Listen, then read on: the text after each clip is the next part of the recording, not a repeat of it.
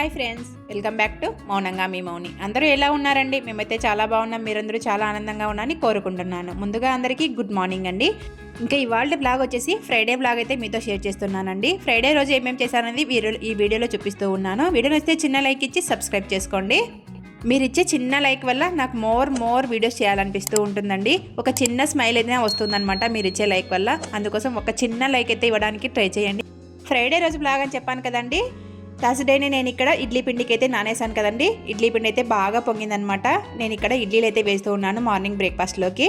మీరు ఇడ్లీ పిండిలో వంట సోడా కలుపుతారా లేదా అండి? నేనైతే వంట సోడా సాల్ట్ 2 వేస్తానండి. వంట సోడా ఎందుకు వేస్తానంటే ఇడ్లీ పిండిలు బాగా పొంగుతూ వస్తాయని చెప్పేసి వంట సోడా అయితే ఖచ్చితంగా యాడ్ చేస్తాను. వంట సోడా సాల్ట్ వేసేసి వాటిపైన వాటర్ వేస్తే కొద్దిగా నాన్నట్టు ఉంటుంది. అలాగనే పిండిలో కూడా చాలా బాగా కలుస్తుందండి ఇలా నానడం వల్ల. ఇంకా కొద్దిసేపు తర్వాత పిండి మొత్తం కలిపేస్తానండి. ఇంకా కలిపేసిన తర్వాత నేను ఇక్కడ ఇడ్లీలలోకి చట్నీ అయితే చేస్తూ ఉన్నానండి. ఈసారి ఇడ్లీలలోకి పల్లి చట్నీ కాకుండా ఒట్టిమిరపకాయల చట్నీ అయితే చేస్తూ ఉన్నానండి. దీన్నే అల్లం చట్నీ అని కూడా అంటారు, అలాగనే రెడ్ చట్నీ అని కూడా అంటారండి. మనం హోటల్లోకి వెళ్తే రెడ్ చట్నీ ఇస్తూ ఉంటారు కదా మనకు, ఎప్పుడన్నా ఆ రెడ్ చట్నీ అయితే చేస్తూ ఉన్నాను. ఎప్పుడు పల్లి చట్నీ చేసి తిని బోర్ కొట్టిందని చెప్పేసి ఇలా వెరైటీగా చేస్తూ ఉన్నానండి ఈరోజు అయితే. ఫస్ట్ ప్యాన్ పెట్టి ప్యాన్లో 2 టేబుల్ స్పూన్ల ఆయిల్ అయితే వేసుకోవాలండి. ఆయిల్ వేసుకున్న తర్వాత 2 టేబుల్ స్పూన్ మినపప్పు, 2 టేబుల్ స్పూన్ల శనగపప్పును వేసేసి బాగా వేయించుకున్న తర్వాత మనము కారానికి తగినట్టుగా ఒట్టిమిరపకాయను కూడా వేయించేసుకున్న తర్వాత 2 కానీ 1 కానీ ఆనియన్స్ ముక్కలా కట్ చేసుకొని బాగా వేయించేసుకోవాలి. అవి కొద్దిగా వేగిన తర్వాత అందులోనే ఇప్పుడు 4-5 వెల్లుల్లి, అలాగనే 1 అంగుళం అల్లంని ముక్కలుగా కట్ చేసుకొని వేసుకోవాలండి. అవి కొంచెం వేగిన తర్వాత 3 టమాటాలను అయితే వేసుకొని మెత్తగా మనం మగ్గిపోయే వరకు వేయించేసుకొని చల్లారి పెట్టేసుకొని మనం మిక్సీ పట్టేసుకోవాలి. మనం ఈ మిక్సీలో పట్టేసుకునేటప్పుడు ఒక పిచ్చ చింతపండు వేసేస్తే రుచికి తగినట్టుగా సాల్ట్ని వేసేసి మనం మిక్సీ పట్టేసుకోవాలి. నేను ఒట్టిమిరపకాయలు ఎక్కువగా వేసానని చెప్పేసి కారం ఎక్కువగా అవుతుందని చెప్పేసి నేను ఇక్కడ ఒట్టిమిరపకాయలను అయితే తీసి పక్కన పెట్టేసుకున్నానండి. ఒకవేళ కారం తక్కువగా ఉందనిపిస్తే ఆ ఒట్టిమిరపకాయలు వేసి మళ్ళీ మిక్సీ పట్టచ్చు అని చెప్పేసి. కారం తక్కువైనా ఇష్టంగా తింటారు, కానీ కారం ఎక్కువైతే అస్సలు తినలేరు కదండి. అందుకోసం నేను ఒట్టిమిరపకాయలని తీసి పక్కన పెట్టేసుకున్నానండి. మనం వాటిని వాటర్ వేయకుండా మిక్సీ పట్టేసుకోవాలండి. తర్వాత కొద్దిగా వాటర్ యాడ్ చేసుకుంటూ మనము మిక్సీ పట్టేసుకుంటే మనకు చట్నీ అనేది రెడీ అయిపోతుంది. నేను ఇక్కడ ప్యాన్లోనే కొన్ని వాటర్ వేసేసి ఆ ప్యాన్కున్న టమాటాల ముక్కలు అవన్నీ ఉంటాయి కదా, ఆ ముక్కలు వచ్చేటట్టుగా నేను ప్యాన్లోనే వాటర్ వేసేసి కొద్దిగా వెచ్చచేసి ఆ వాటర్ అయితే వేసానండి. ఆ వాటర్ వేసేసి రుచికి తగినట్టుగా సాల్ట్ కూడా అడ్జస్ట్ చేసుకొని మళ్ళీ మిక్సీ పట్టేస్తూ ఉన్నాను. మనం ఈ చట్నీ గట్టిగా కావాలనుకుంటే కొంచెం వాటర్ తక్కువ వేసుకొని మనం చట్నీ చేసుకోవచ్చు. కొంచెం లూజ్గా కావాలనుకుంటే వాటర్ యాడ్ చేసుకొని మనం లూజ్గా పట్టేసుకోవచ్చు అండి. ఎలా కావాలనుకుంటే అలా చేసుకోవచ్చు అనమాట. ఇక నేను చట్నీ అంతా మిక్సీ పట్టేసి గిన్నెలోకి ట్రాన్స్ ఉన్నానండి. ఈ చట్నీ మనము పోపు కూడా పెట్టేసుకోవచ్చండి. మనం ముందుగా అన్నీ వేయించేసుకున్నాం కదండి, అదే ప్యాన్లో 2 టేబుల్ స్పూన్ ఆయిల్ అయితే వేసానండి. ఆయిల్ వేసిన తర్వాత ఆవాలు, జీలకర్ర, కొత్తిమీర, కరివేపాకు, అలాగనే కారానికి తగినట్టుగా 2 ఒట్టిమిరపకాయలు అయితే యాడ్ చేసుకోవచ్చు. నేను అవన్నీ ఏమీ వేయకోకుండా ఓన్లీ ఆయిల్ వేసేసి ఆవాలు, జీలకర్ర వేసేసి వేయించేసి పోపు అయితే పెట్టేశానండి. ఈ చట్నీ ఫస్ట్ టైం చేశానండి, అయినా కూడా చాలా బాగా కుదిరింది. ఇంట్లో వాళ్ళందరూ కూడా చాలా ఇష్టంగా తిన్నారనమాట. అసలు నా పెళ్ళైన కొత్తలో మా ఆయనకు ఇడ్లీ అంటేనే ఇష్టం ఉండేది కదండి. అలాంటి ఇడ్లీ ఇష్టం లేని వాళ్ళు కూడా ఇలా ఇడ్లీలు కానీ చట్నీలు కానీ చేసి పెడితే ఇష్టంగా తింటూ ఉన్నారు ఇంట్లో వాళ్ళందరూ. నిజమండి, అసలు మా ఆయన ఇడ్లీని తినేవారు కాదు. ఇప్పుడు ఇడ్లీలు అయితే చాలా ఇష్టంగా తింటూ ఉన్నారు. నా పెళ్ళైన కొత్తలో ఇడ్లీలే చేసేవారు కదండి. ఓన్లీ ఉప్మా, బొరుగులు, ఇలా దోసపిండి ఇలా చేసేదనమాట మా అత్త. నేను అడిగాను అనమాట, ఎందుకత్త ఇడ్లీలు చేయరు అని చెప్పేసి. సుధీర్ తినరమ్మా, అందుకే ఇడ్లీలు చేయను అని చెప్పింది. ఎందుకు ఇడ్లీలు తినడా అని అంటే ఇష్టం లేదని తినరండి అని చెప్పింది. సరేలే, నేను కూడా కొద్ది రోజులు అలానే మెయింటైన్ చేశానండి. ఓన్లీ వారానికి ఉప్మా, బొరుగులు, దోసపిండి ఇలా వారానికి మెయింటైన్ చేసుకుంటూ వచ్చేవాళ్ళము నా పెళ్ళైన కొత్తలో అంటే 3 మంత్స్కి నేను ప్రెగ్నెంట్ అయ్యానండి. పాప కూడా 1 ఇయర్ లోపలనే పుట్టిందనమాట. ఇంకా పాప పుట్టిన తర్వాత ఒక 5 మంత్స్ వరకు పాపకైతే నా పాలు ఇచ్చేదాన్ని. తర్వాత కొద్దిగా ఫుడ్ అలవాటు చేయాలి కదండి వాళ్ళకి. ఫుడ్ అలవాటు చేయాలని చెప్పేసి ఇడ్లీ చేయడం స్టార్ట్ చేశానండి. ఫస్ట్లో 2-3 ఇడ్లీలు అయితే తినేవాడు మా ఆయన. ఇంకా తర్వాత చట్నీ ఇలా అన్నీ అలవాటు చేశానండి. ఇడ్లీలలోకి సాంబారు ఇలా అన్నీ అలవాటు చేసేసాను. ఇంకా అప్పటి నుంచి ఇడ్లీ తినడం స్టార్ట్ అయిందనమాట. అప్పటి నుంచి వీక్లీ 1 టైం కానీ 2 టైమ్స్ కానీ ఇడ్లీ అయితే ఖచ్చితంగా చేస్తూ ఉంటాను. పిల్లల కోసం అని చెప్పేసి ఆయనకు కూడా అలవాటు చేసేసానండి ఇడ్లీని అయితే. అదే మా వారు అంటూ ఉంటారు, పిల్లల కోసం అని చెప్పేసి నాకు కూడా ఇడ్లీ అలవాటు చేసేసావే అని చెప్పేసి.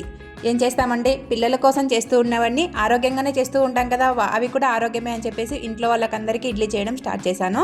ఈ ఇడ్లీలలోనే కొంచెం హెల్తీగా చేయాలని చెప్పేసి మిల్లెట్స్ని కలపడం స్టార్ట్ చేశానండి. అప్పటి నుంచి ఇడ్లీలు అయితే సాఫ్ట్గా వస్తాయి, అలాగనే ఆరోగ్యంగా ఉంటాయన్నమాట ఇడ్లీలు అనేవి. అప్పటి నుంచి ఓన్లీ పల్లి చట్నీ చేసేదాన్ని. ఒకరోజు పల్లి చట్నీ చేస్తే ఒకరోజు సాంబార్ ఉంటుంది కదా, ఆ సాంబార్ అయితే చేసేదాన్ని.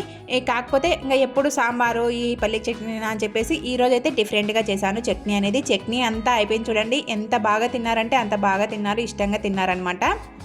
ఇంకా చట్నీ ప్రిపేర్ చేసి పిల్లలకి ఇడ్లీ పెట్టించి అందరూ వెళ్ళిపోయిన తర్వాత నేనైతే ఇడ్లీ తినడం స్టార్ట్ చేశానండి. వాళ్ళ పిల్లలందరూ వెళ్ళిపోయేసరికి 9 అవుతుందండి. 9కి నేను ఇక్కడ టిఫిన్ చేస్తూ ఉంటాను. టిఫిన్ తిన్న తర్వాత నేను ఇక్కడ నిమ్మకాయ అయితే పట్టించుకుంటూ ఉన్నానండి. ఫ్రైడే కాబట్టి తలస్నానం చేద్దామని చెప్పేసి. అసలు చుండ్రు అయితే ఎంత వచ్చిందంటే అంత వచ్చిందండి. అసలు నిమ్మకాయ పట్టిస్తూ ఉంటే పుణికెంత నొప్పిగా మంట తీస్తుందనమాట. మనకు చుండ్రు ఎక్కువగా ఉండి మనము నిమ్మకాయ పట్టిస్తూ ఉన్నప్పుడు పునిక మంట తీస్తుంది అని అర్థం అండి, ఎక్కువగా ఉందని చుండ్రు. ఈ చుండ్రు వల్ల మన ఫేస్ పైన డల్గా ఉండడము, అలాగనే మన ఫేస్ పైన ఇవి ఉంటాయి కదా పింపుల్స్, ఆ పింపుల్స్ రావడం ఇవన్నీ జరుగుతూ ఉంటాయండి. మనకు మెయిన్ పార్ట్ చుండ్రు వెళ్ళిపోతే మొహం అంతా నీట్గా కనిపిస్తూ ఉంటుంది. ఆ చుండ్రు వల్ల మా చుండ్రు అంతా మొహం మీద పడేసి ఆయిల్గా అవుతుంది. అలాగనే చుండ్రు వల్ల పింపుల్స్ వచ్చేసి మొహం అంతా దిడ్డుగా ఉంటుందండి. మనం చుండ్రు పోగొట్టుకుంటే మనకు ఫేస్ పైన ఉన్న అన్ని సమస్యలు పోగొట్టుకున్నట్టే. ఈ చుండ్రును 2 వారాలకు ఒకసారి నిమ్మకాయ పట్టిస్తూ ఉంటే తొందరగా వెళ్ళిపోతుందండి. నేను పట్టించక 3 వారాలు అయిందనమాట, అందుకోసం చుండ్రు ఎక్కువగా వచ్చేసింది. నిమ్మకాయ పట్టించి 1 గంట పాటు అలానే పెట్టేశానండి. అప్పుడు బాగా మంట అంతా కూడా తగ్గిపోయిందనమాట. తర్వాత తలస్నానం చేసేసి వచ్చేసానండి. వాతావరణ ప్రాబ్లమో లేదంటే వాతావరణంలో కలుషితమైన కాలుష్యం ప్రాబ్లమో తెలియదు, కానీ అందరికీ మెయిన్ ప్రాబ్లము తలలో చుండ్రు వల్ల అన్ని సమస్యలు వస్తూ ఉంటాయి. హెయిర్ రాలిపోవడము, అలాగనే వైట్ హెయిర్ రావడము, జుట్టంతా కూడా పలచబడిపోవడము, ఇలాంటి సమస్యలన్నీ చాలా వస్తూ ఉంటాయని ఈ చుండ్రు వల్ల. ఈ చుండ్రును పోగొట్టుకుంటే మనకు హాఫ్ వరకు ఆ ప్రాబ్లమ్స్ అన్నీ తగ్గిపోతూ ఉంటాయి. ఫ్రైడే కాబట్టి తలస్నానం చేసేసి పూజ చేసుకున్నానండి. పూజ చేసుకున్న తర్వాత గుత్తి వంకాయ అయితే ప్రిపేర్ చేశానండి. ఆ రోజు లంచ్లోకి వచ్చేసి గుత్తి వంకాయ అలానే రైస్ అయితే పెట్టేశానమాట. ఈ గుత్తి వంకాయ కూర మన కుక్కర్లో ఎలా చేసుకోవాలో ఇంతకుముందు వీడియో అయితే షేర్ చేశానండి. ఆ వీడియో కావాలంటే ఛానల్లోకి వెళ్ళి చూసేయండి. వీడియో నచ్చితే చిన్న లైక్ ఇచ్చి సబ్స్క్రైబ్ చేసుకోండి. ఇంకా గుత్తి వంకాయ నేను ప్రిపేర్ చేశాను చెప్పాను కదండి, చాలా బాగా కుదిరిందండి. ఈ గుత్తి వంకాయ కుక్కర్లో చేస్తే 3 విజిల్స్కే ఉడికిపోతుందండి. చాలా సింపుల్గా చేసినట్టుగా ఉంటుందన్నమాట ప్రాసెస్ అంతా. నేను ఇక్కడ అంతా గుత్తి వంకాయ అంతా బాగా ఉడికిపోయిన తర్వాత కొద్దిగా మంట పెట్టేసి మళ్ళీ ఉడికించుకొని వాటిపైన కొత్తిమీర చల్లేస్తూ ఉన్నాను. ఇంకా గుత్తి వంకాయ కూర రెడీ అయిపోయింది. అటు సైడ్ రైస్ కూడా పెట్టేశాను. రైస్ కూడా రెడీ అయిపోయింది అనమాట. ఎప్పుడూ పని చేసే చేతులు అస్సలు ఖాళీగా ఉండవండి, ఏదో ఒక పని చేస్తూనే ఉంటాయన్నమాట చేతులు అనేవి. చేతులు ఖాళీగా ఉండకపోతే ఆ చేతులకు ఏమీ తోచదనమాట. నా చేతులు కూడా ఎప్పుడూ పని చేస్తూనే ఉంటాయండి, ఏదో ఒక పని చేస్తూనే ఉంటాయన్నమాట. వంట అంతా ఫినిష్ చేసుకుని లంచ్ అంతా కూడా తిన్న తర్వాత నేను ఇక్కడ కూర్చొని చీరకైతే పాలు తీస్తూ ఉన్నానండి. ఈ చీర వచ్చేసి నేను సిఎంఆర్లో తీసుకున్నానని చెప్పాను కదండి ఒక వీడియోలో. ఆ చీరకైతే పాలు కుట్టాను కదండి, ఆ పాలు అయితే తీస్తూ ఉన్నాను. ఎందుకంటే ఈ పాలు తీసేస్తే ఈ చీరను ఒక లాంగ్ ఫ్రాక్ కింద కన్వర్ట్ చేసుకుందామని చెప్పేసి అంతా తీస్తూ ఉన్నానండి పాలు అనేది. ఈ చీర ఒకసారి కట్టుకున్నానండి, అసలు ఏమీ బాగలేదనిపించింది అనమాట. చీర జాకెట్ కూడా స్టిచ్ చేసుకోలేదండి, జాకెట్ కూడా అలానే ఉంది. ఈ చీర ఇంకా పాలు అంతా ఇప్పేసి ఆ చీరను డ్రెస్ కింద కన్వర్ట్ చేసుకుందామని చెప్పేసి పాలంతా కూడా తీస్తూ ఉన్నాను. నేను ఫస్ట్ ఈ చీర కట్టుకున్నప్పుడు వేరే జాకెట్ ఉంటుంది కదా, ఆ జాకెట్ పేరప్ చేసేసి ఈ చీరని అయితే కట్టేసుకున్నానండి. అస్సలు ఏమీ బాగలేదు, కుచ్చులు అయితే దండిగా పడలేదనమాట. కొద్దిగా ఒక 4-5 కుచ్చులు పడినాయి. ఇంకా అసలు చుట్టుగా మనము చీర కట్టుకుంటే కుచ్చులు ఎక్కువగా బాగా పడితే బాగుంటుందండి చీర అనేది. కుచ్చులు తక్కువగా పడేసి చీర అంతా ముద్ర చుట్టుకున్నట్టుగా ఉంటే అసలు చీర బాగుండదు, కట్టుకున్న వాళ్ళు కూడా బాగుండరు. సో ఈ చీరనైతే నేను ఇక్కడ డ్రెస్ కింద కన్వర్ట్ చేద్దామని చెప్పేసి పాలంతా కూడా విప్పేస్తూ ఉన్నాను అనమాట. పాలంతా విప్పడానికి కొంచెం టైం ఎక్కువనే పట్టిందండి. విప్పేసి పక్కన పెట్టేస్తే వీటికి లైనింగ్లు అవన్నీ తెచ్చేసుకొని స్టిచ్ చేసుకుందామని చెప్పేసి విప్పేస్తూ ఉన్నాను ఫస్ట్ అయితే.